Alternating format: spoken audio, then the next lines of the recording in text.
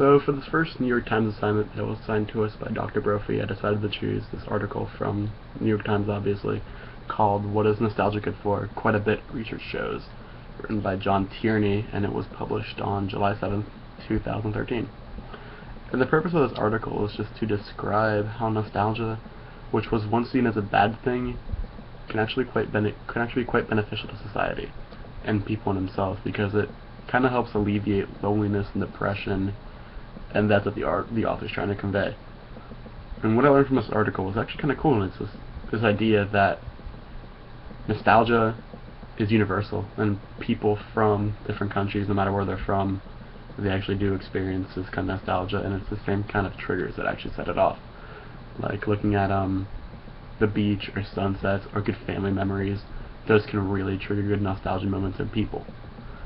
So that's actually pretty awesome.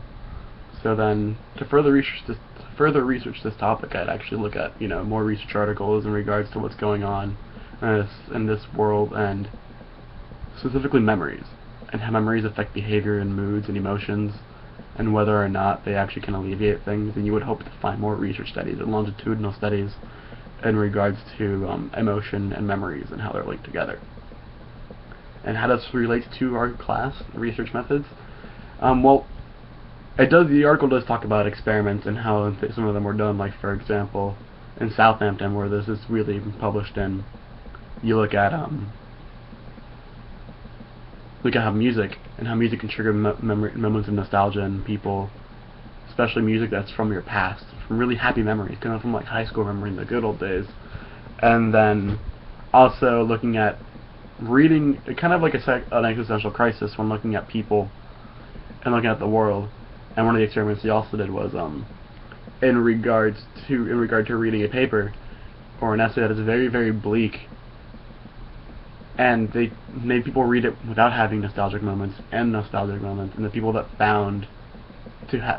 were being induced into nostalgia didn't really take the article much into consideration, and the essay into much consideration. They really just flowed with it, and they didn't really believe it as much. It didn't have such an effect on their viewpoint of the world in comparison to the people who weren't induced into nostalgia.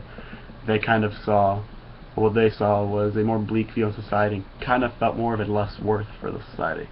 And yeah, that's really it. I mean, it's a really interesting article, and I really enjoyed the fact that nostalgia can actually be good, and it's not just a trip down memory lane, but can actually have beneficial effects in society.